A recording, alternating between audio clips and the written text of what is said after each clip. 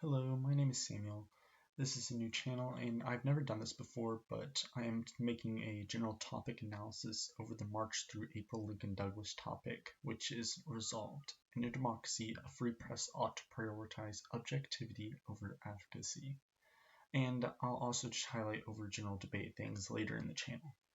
I know I may not be the same level as a debater as some of you, but I hope you find this channel helpful and you enjoy the future lectures and videos. So you may wonder what the substance of this video entails. So first we'll go over the general thoughts of the resolution, the main things you and I might have identified just by seeing this resolution.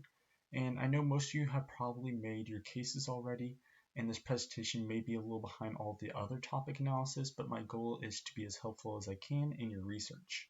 After we go over the surface of the resolution, we'll dive one step deeper to analyze the terms of the resolution, and next we'll look at the general buildup of your case from the framework to the contention level debate. So when looking at the resolution resolved in democracy, a free press ought to prioritize objectivity over advocacy, we must ask, what is objectivity and what is advocacy? And what's the clash between them exactly? Not a lot of people are going to like a definition debate, so maybe try to avoid that unless their terms are completely abusive. We'll go over some of the terms later in the video, but next we'll look at the essentials to a democracy.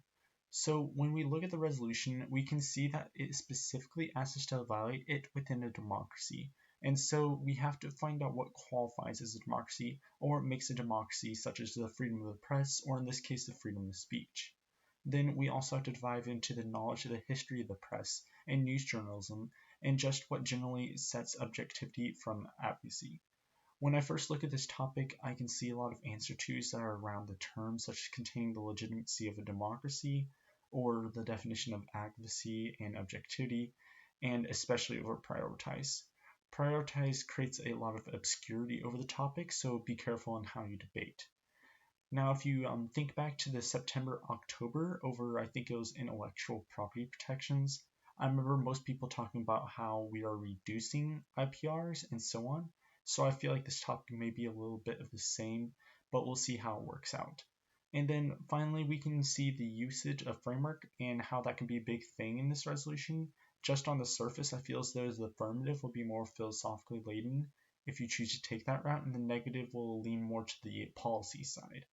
Most negatives case can just highlight how advocating has helped so much in the past and bring up good examples as to how it has and how it is essential to democracy, while firmness can bring up real examples of misinformations and so on.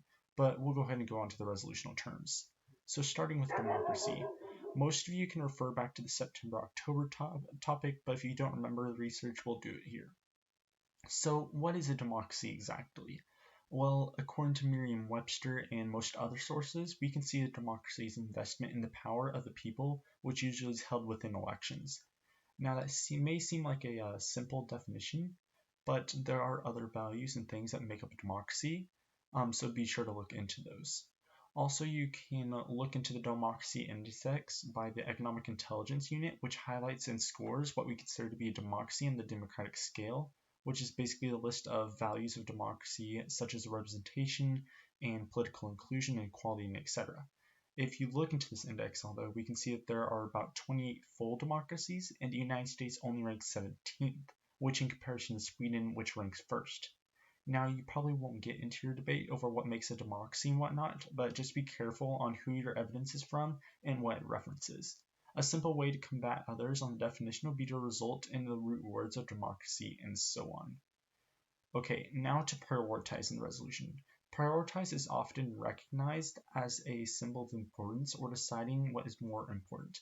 Now you may be asking, why do we need to talk about this? Isn't it obvious? Well, yes, it is obvious, but I feel like there's going to be a lot of debaters ignore the significance of this term. So we can use prioritize a lot in these debates to bend the round to us. Prioritize essentially lets you debate this as a pick, which is allowing you to sort of contort the debate lines, so to speak, but in a resolutional way. I would do this by just saying on the affirmative that we are prioritizing objectivity, which means that we aren't getting rid of advocacy. And this term, although creates a lot of obscurity in the topic, as we don't know really how much we are prioritizing objectivity over advocacy, So just be careful and maybe highlight that in your case. Now, objectivity is going to be the biggest part of how you debate this topic. Lots of controversy, so try to make it simple. So, most of the time, you may see something that says objectivity is a method of testing information or getting information in a scientific spirit or scientific method. But on the other hand, we can see that some people see it as being free from bias and feelings in a sort of like a numb version of the press. For me personally, this would all depend on the side and the case you're running. And of course, there are always more definitions, and you can dive into such as displaying all the views and evidence in an article, such as climate change. And like an example, an objective press would display the statistics on both sides of the regard, whether they be in support or denial. That would be another definition. But the best way to approach this is to find when the idea of objective journalism was introduced and what their intentions with it were, which we'll touch on that in the next video. So when researching your term objective, you need to search up specifically applicable to the press, such as objective press or media advocacy or objectivity and whatnot. So most see advocacy as a complete lies and so on, and it's not like based in fact-based information, but I would disagree with most of this perception. I think it is more of an interpretation of the news event is what it is. So sort of a dismiss from the policy-related information to help the public understand, although it is most of the time in support of changing the public's eye. Now, when you may be debating these terms, I would rather choose to pick polar opposites definitions on the negative, while on the affirmative, I would choose to have objective methods. So on the definition debate, I as the affirmative, my answer to that would be that due to the definition of prioritize, if we have to complete opposites, then would be a concept of how to prioritize would be skewed, because the debate would be mostly over the abolishment of one or the other, in my opinion. While on the negative in my answer to, I would say that we need polar opposite definitions because there would be no clash between the sides, if that makes sense to you guys. And then also bring up the root meanings of objectivity. Like root words would be a good thing to look up into this topic. And of course, you shouldn't just follow this video as your guideline. Feel free to explore and develop your own opinion. Again, information can develop and change, and depending on your district too will influence your debate and what route you should take. So do you. Okay, now on to the framework and basically the heart of this video. There's a large variety of values you can run in this topic, such as progress, deontology, government legitimacy, social justice, societal welfare, quality of life, autonomy, equality, justice, and etc. So we'll look at these starting with progress. Now, progress I think can work with either side, whether you're the negative saying that we need progressivism in society or the affirmative talking about the minimization of misinformation. Either way works. Then deontology. Deontology is basically an ethical standpoint based on adherence to a moral rule or principle, and this value is really broad in some cases, so just choose wisely how you run it and what or who you run it with. I would probably choose to run it with Kant, which could honestly work on either side, but you can also run it with other things as well, and then tie it in with like a metaphysical issue, and such as lying or telling the truth and whatnot. Then the government legitimacy is back. If you remember, we talked about this before about in democracies in the United States and so on. So since we're talking about certain type of government, or in this case a democracy, then feel free to showing how one side makes it illegitimate through the principles of a democracy or so on, which would make up a great criteria. Then we also have all the justices and quality of life and pretty much anything that pertains to equality and whatnot. So these values would probably be easier to run than deontology.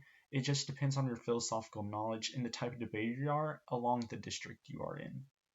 And onto the criterions. So when choosing your criterion, be sure it isn't the same as your value, nor is it in contradiction of your value or philosophical claims. I see this a lot in my district and it gets really frustrating. So just focus on the criteria that narrows down your value.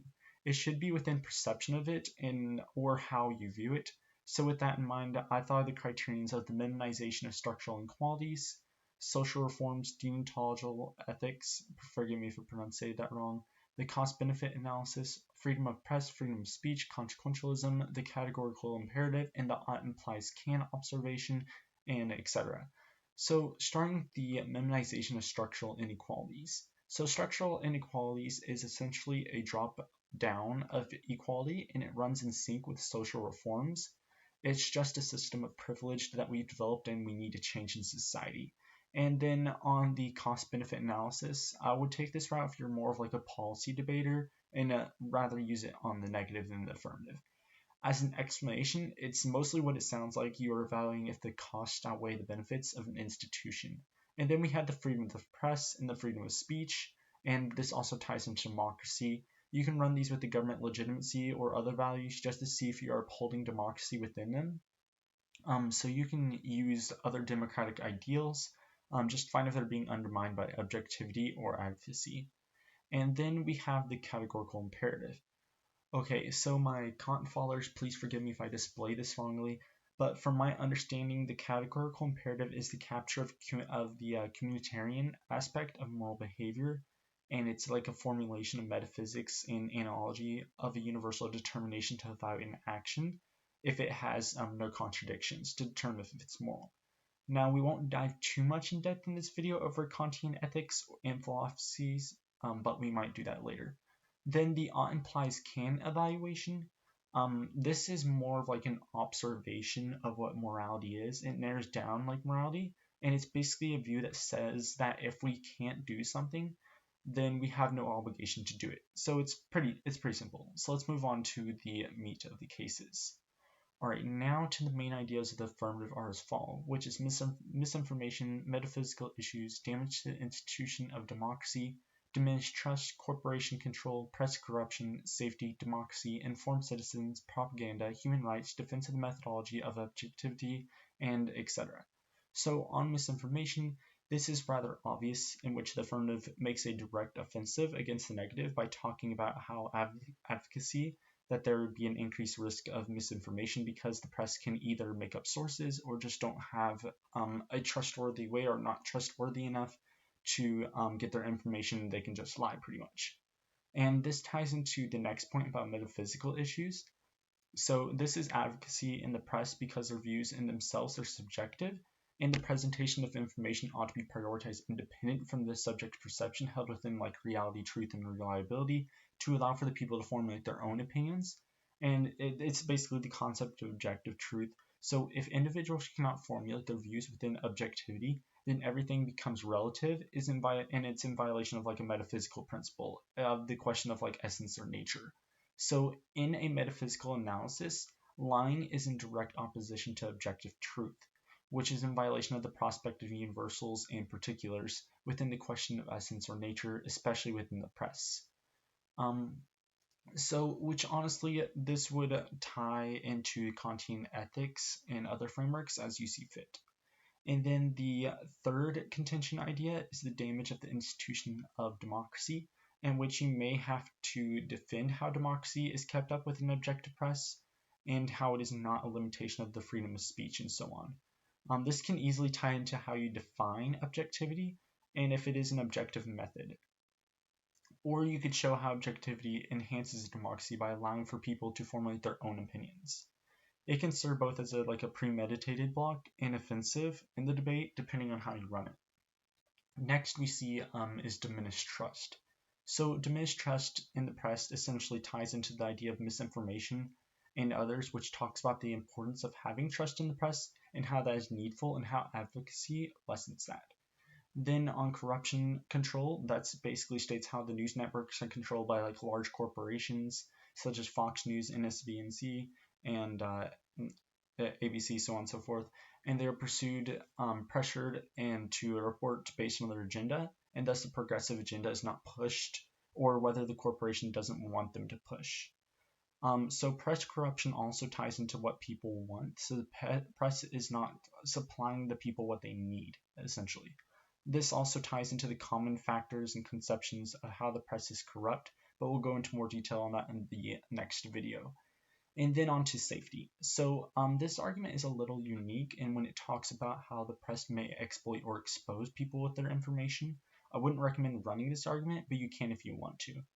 Then you can also talk about the obligatory stance for information, which you advocate that citizens deserve to know about policies of the government from an unbiased perspective and not to know like the complete truth.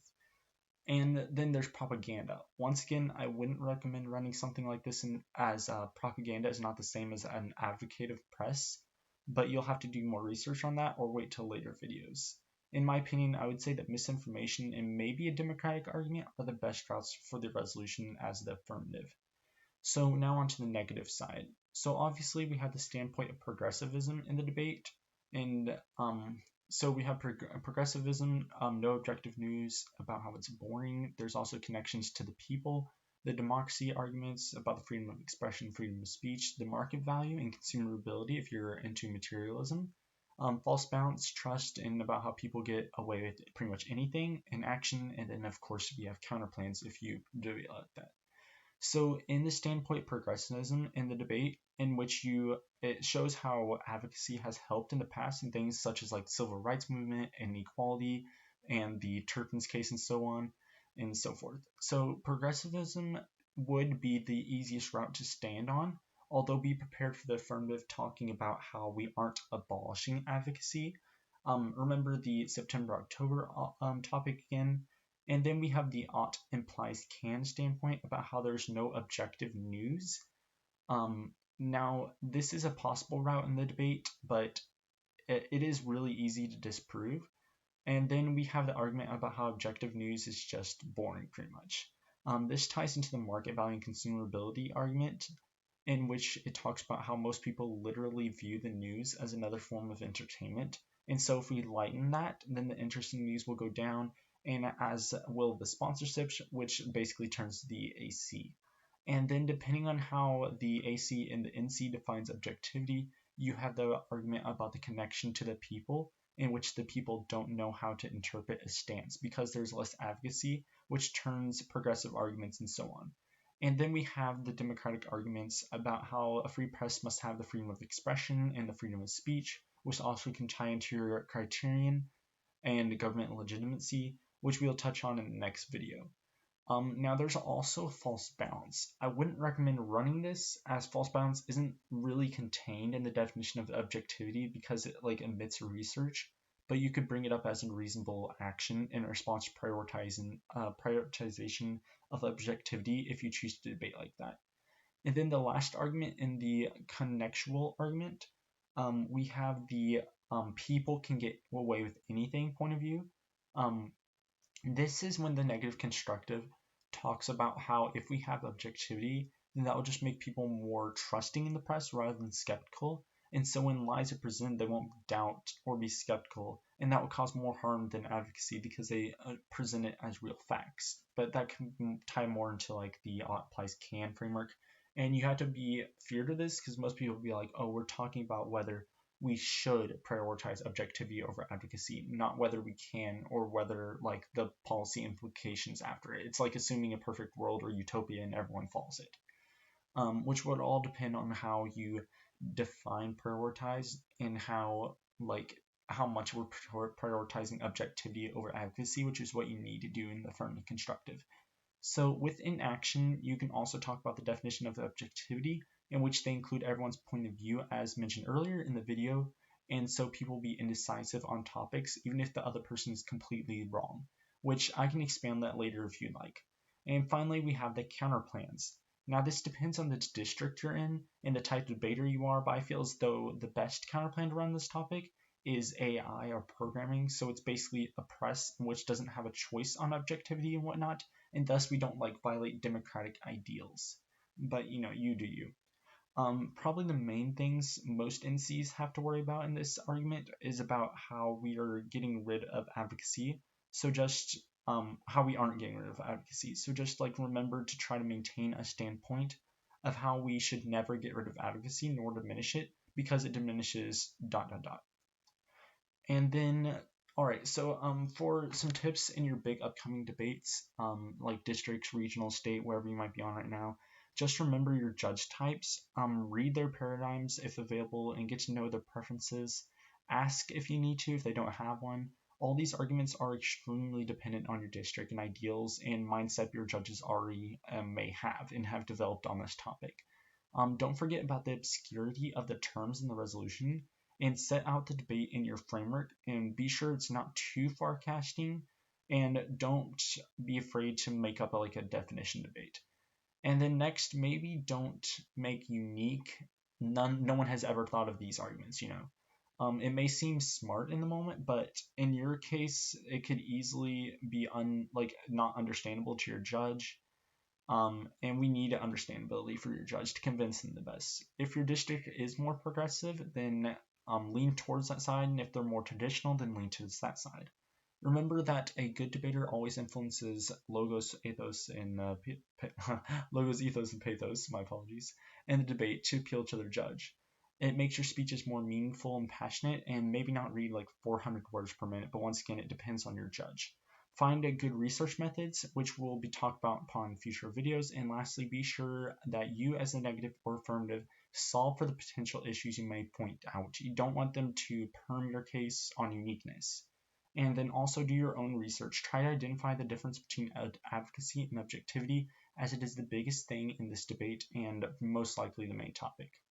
And that's it for today's video. Please like, share, and subscribe if you think this video is helpful and educational, and stay tuned for more. I'm planning on having demo debates as the season goes on, along with weekly updates over certain aspects in the resolution, and perhaps educational videos over just how to debate along with the discussions and whatnot. If you'd like to give topic suggestions over what the next video to be, then feel free to whether it's just an explanation or answer to over a subject on either side of the debate. The next video will most likely be over the prospect of the free press and just like background information in the history lesson. So comment below if you have any questions or commentary, and turn on notifications. Subscribe if you can. There's like a false information that subscribing actually costs money. It's free. So subscribe if you can, if you want to. And I'll see you in the next one. Thank you for watching.